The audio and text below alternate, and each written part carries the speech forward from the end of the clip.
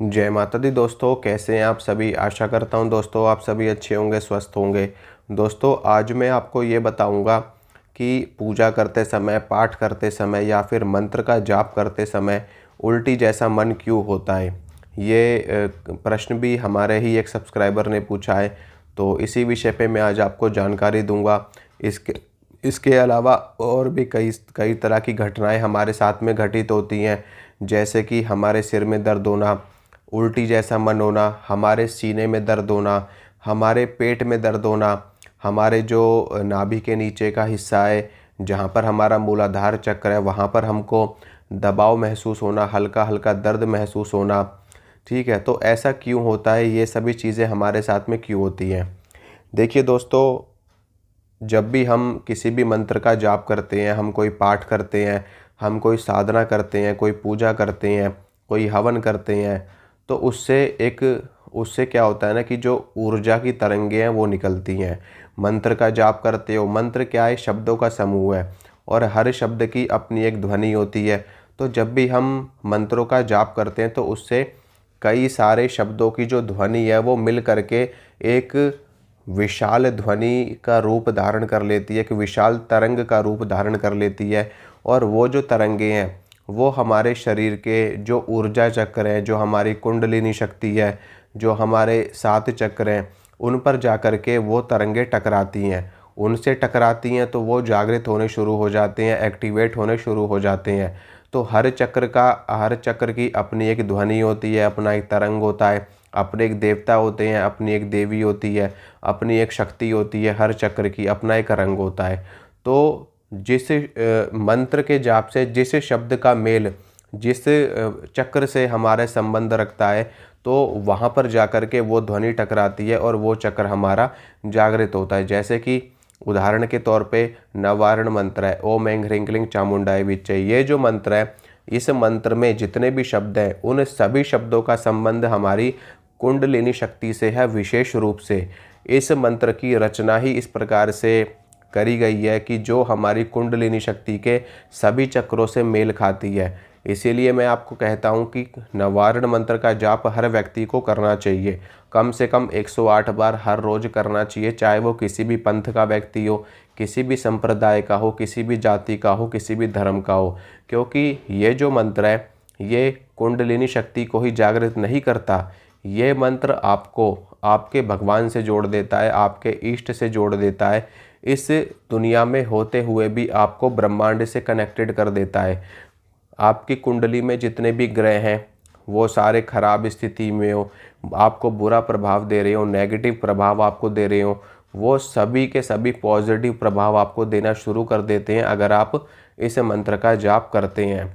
तो ये जो हमारा उल्टी जैसा मन हो रहा है या फिर सिर में दर्द हो रहा है या फिर गले में दर्द हो रहा है, ऐसा इस वजह से होता है दोस्तों, क्योंकि मान लीजिए जब हमारी जो कुंडलिनी शक्ति है या फिर जो हमारे मंत्र की ऊर्जा है हमारे हृदय चक्र को जागृत करना शुरू कर देती है, तो उससे क्या होता है कि हमें बेचैनी होती है, घबराहट होती है। क्योंकि देखिए, जो सालों से, वर्षों से, महीनों से जो चक्र, जो शक्ति हमारी सुप्त पड़ी हुई है यानी कि सोई पड़ी है, तो जब वो जागृत होगी जब जागृत होगी तो थोड़ा सा प्रभाव अपना दिखाएगी, थोड़ा सा अपना नेगेटिव प्रभाव, पॉजिटिव प्रभाव दिखाएगी।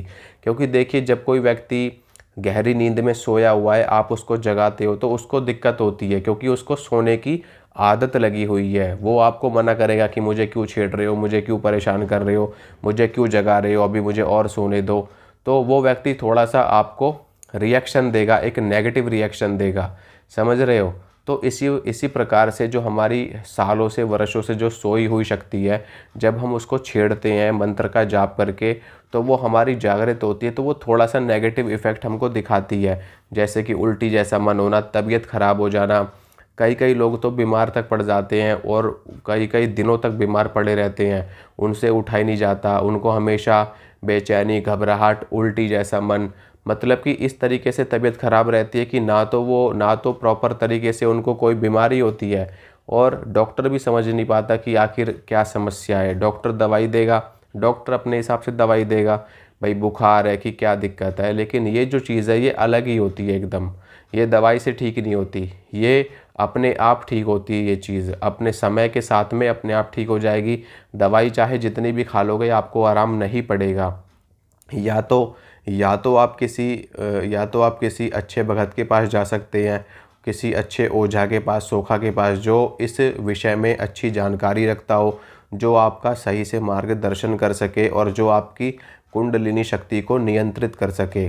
नहीं तो आप इंतज़ार करो, समय के साथ में आपकी कुंडलिनी शक्ति खुद ब खुद एक अलाइनमेंट में आ जाती है, खुद ब खुद एक सिस्टम में आ जाती है और वो अपने आप ही धीरे धीरे करके जागृत होनी शुरू हो जाती है। तो जो चक्र हमारा जागृत होता है, उस चक्र पे जो भी दिक्कत है, जैसे कि मान लीजिए नाभि चक्र है, जब ये नाभि चक्र जागृत होता है तो हमारे पेट में दर्द होता है और हल्का हल्का दर्द आपको हमेशा महसूस होगा।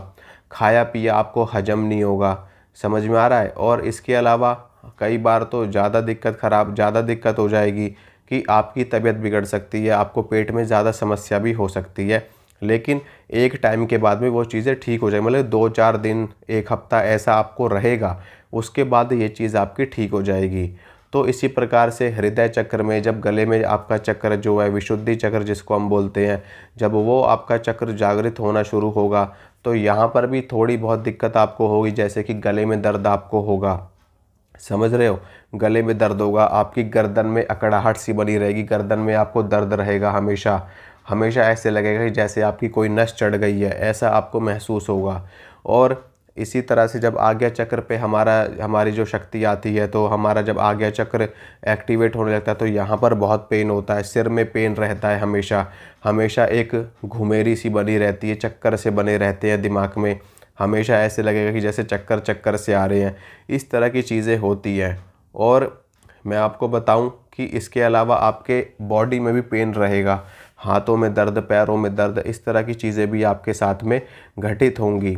लेकिन जो साधक है उनके साथ में ऐसा होगा, अगर आप कोई साधना ही नहीं कर रहे, कोई पूजा नहीं कर रहे, कोई पाठ नहीं कर रहे और आपको ये सब दिक्कतें हो रही हैं, तो आपको इलाज करवाने की ज़रूरत है। हाँ, अगर आप साधना कर रहे हैं, मंत्र जप कर रहे हैं, पाठ कर रहे हैं, सिद्ध कुंजिका पाठ कर रहे हैं, हवन कर रहे हैं और आपके साथ में ऐसा हो रहा है, तो आपको ज़्यादा घबराना नहीं है, क्योंकि ऐसा होता ही है। कुंडलिनी शक्ति हमारे शरीर पर इफ़ेक्ट दिखाती है, बहुत ज़्यादा दिखाती है। क्योंकि जब हमारे चक्र जागृत होते हैं ना दोस्तों, तो ये हमारा पूरा का पूरा कायाकल्प कर देते हैं। हमारे अंदर की जितनी भी नेगेटिविटी है वो हमेशा के लिए ख़त्म कर दी जाती है मंत्र साधना के ज़रिए। इसीलिए जो हमारे जितने भी पूर्व जन्मों के जो संस्कार हैं वो सभी कटते हैं, हमारे पाप कर्म कटते हैं और हमारे द्वारा जो अनजाने में, जाने अनजाने में जो गलतियां हो गई हैं, जो पाप कर्म हो गए हैं, उन सभी का विनाश होता है, उन सभी का नाश होता है। तब जा कर के हमें रिद्धि सिद्धि प्राप्त होती है, हमें शक्तियां प्राप्त होती हैं। लेकिन उससे पहले ये चीज़ें सारी हमारे साथ में घटित होती हैं। ठीक है दोस्तों? तो अगर वीडियो आपको अच्छा लगा है तो लाइक करना, शेयर करना, चैनल को सब्सक्राइब करना और बेल आइकन को भी ज़रूर दबाना। मिलूँगा आप सभी से अगली वीडियो में। जय माता रानी की।